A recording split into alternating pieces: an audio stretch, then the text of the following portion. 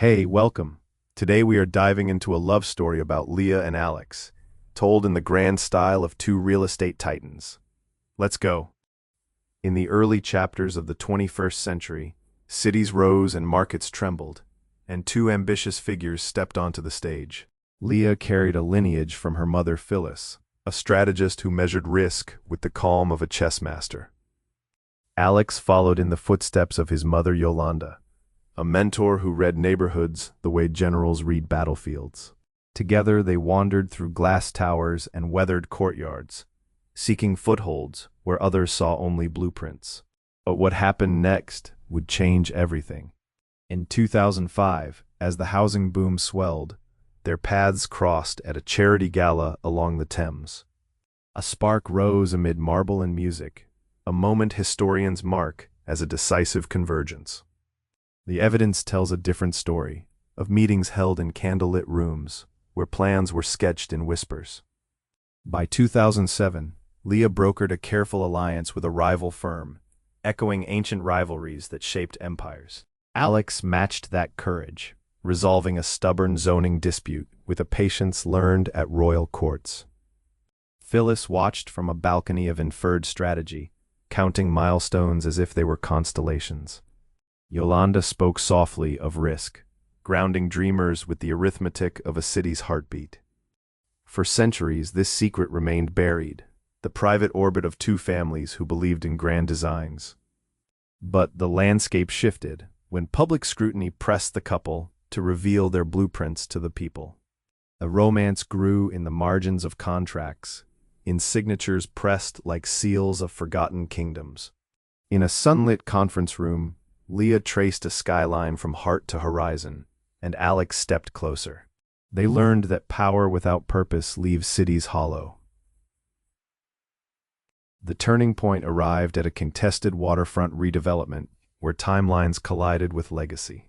Yet a hidden turning point loomed, ready to reshape their fates. A consortium formed, balancing bold vision with community promises. Much like city builders funding great works, Leah and Alex found strength in shared values, treating marriage as a mission rather than a mere ceremony.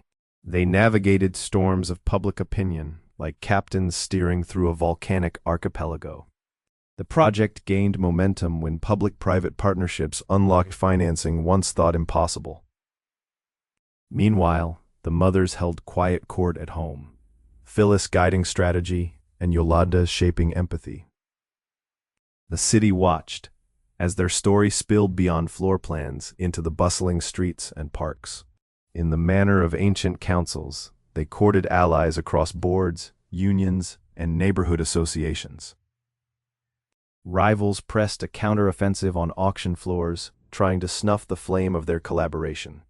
The narrative stretched like a treaty, every clause altering the lives of thousands who lived near the project.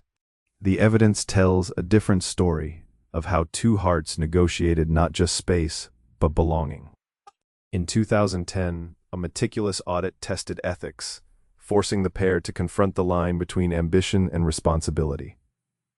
They faced the glare of cameras and critics, and chose transparency as a shield and beacon. Yet the historical record, thick with ledgers and logbooks, demanded that ambition be tempered by accountability. A pivotal moment arrived at the old port site, where rail yards met riverfront dreams in a clash of timelines. The couple answered by inviting community voices into the blueprint, reshaping the plan through open consultation. But a sudden revelation would alter the trajectory. In the wake of that disclosure, the media painted their love as a symbol of renewal, a bridge between risk and responsibility. The relationship grew in the light of scrutiny, yet the trust between them remained the true cornerstone. A whispered chronicle told of late-night briefings in a penthouse where dreams and debts were reconciled. The city where they built hummed with a new paradox wealth without widening the common good. The mothers, Phyllis and Yolanda, emerged as the quiet historians of the couple's legacy. In the quiet archives of brokerage houses, their partnership began to resemble a dynastic alliance tempered by modern ethics. The landscape of the era shifted, revealing that true empire building required listening to the people. The final scenes of Part 1 would leave viewers with questions about what the next chapter holds. As dawn paints the skyline with gold, Leah and Alex stand at the edge of a new dawn, weathered but hopeful. The story moves like a river through a valley of towers, carrying lessons about risk, resilience, and reconciliation. Historians will note that their romance was built not just on property lines, but on shared purpose.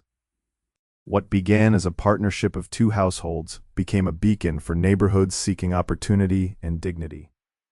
The turning points of 2005 to 2010 set the stage for a saga that blends romance with the craft of city-making. Join us as Part 1 ends with a gaze toward the future, where love and real estate lore will continue to unfold. In the year 1999, two rising heirs mapped a skyline like a battlefield of glass and stone. But what happened next would change everything. Leah, daughter of Phyllis, carried a quiet empire on her shoulders, while Alex, guided by Yolanda, spoke softly of hidden estates. Together, they met under chandeliers as tall as cathedral arches, as if the past watched. A tale unfolds like a ledger from Florence's Renaissance, where merchants tempered ambition with family loyalties. The lines between love and leverage blurred in the glow of penthouse windows.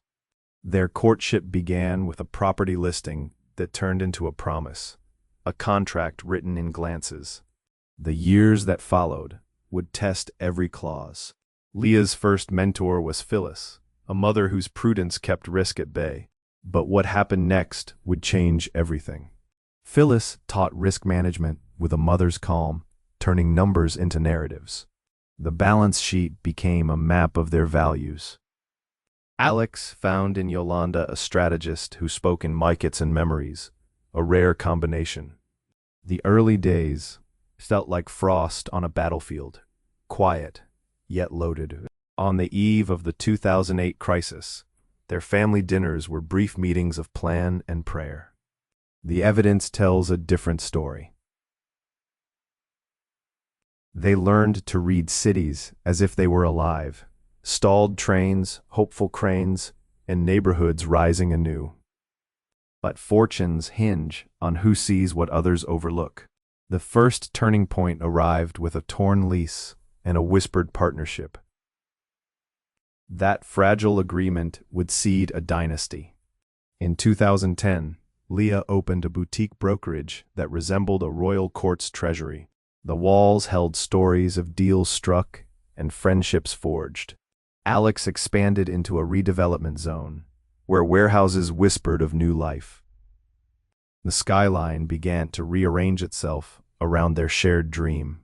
The lovers navigated alliances with rival families, each meeting a ceremonial duel. Inside those rooms, power wore the guise of hospitality. Phyllis and Yolanda stood as twin citadels of advice, guiding every moral compass and negotiation. For centuries, this secret remained buried. A visit to the old city of Istanbul offered a mirror markets humming through centuries, mortgages weaving through mosques. They learned that land remembers every footprint. Their love survived a hostile takeover rumor, a storm that tested loyalty to the core. The evidence tells a different story. They discovered a shared history in old ledgers where names echo through time. The pages smelled of ink and ambition. In a secret meeting in a renovated warehouse, they pledged a future that blended romance with returns. The plan projected prosperity and trust in equal measure. Yolanda recalled a famine-era resolution from her grandmother's letters, a reminder to protect the vulnerable. The couple listened and learned to balance heart and capital. Leah's mother, Phyllis, insisted on philanthropy as a cornerstone, turning wealth into community. That ethical gravity anchored their ambitions. A pivotal moment arrived when a preservation order made a landmark project a political chessboard. They navigated it with patience and courage. In the court of public opinion, every press release became a courtier, every rumor a scribe. They spoke with measured voices, letting facts shape perception. They studied the architecture of cities, understanding that form follows function and family follows faith. So their romance learned to endure even when the market spoke in waves. In Parisian corridors of influence, they learned to broker trust as deftly as property rights. The city listened to their negotiations in hushed awe. A line from an early investor seminar, "Legacy is built in quiet corners," became their creed. They built in silence, then revealed their strength. But the shadow of a hostile bidder loomed, demanding a test of loyalty and resolve. They faced the threat together, as one entrenched unit. Their love story traveled from Dubai's glittering towers to Detroit's revival streets, a map of redemption through real estate. The journey resembled campaigns that rebuilt nations. Leah and Alex learned to read demographic shifts like historians read climate, with caution and curiosity. A single census can adjust a million plans.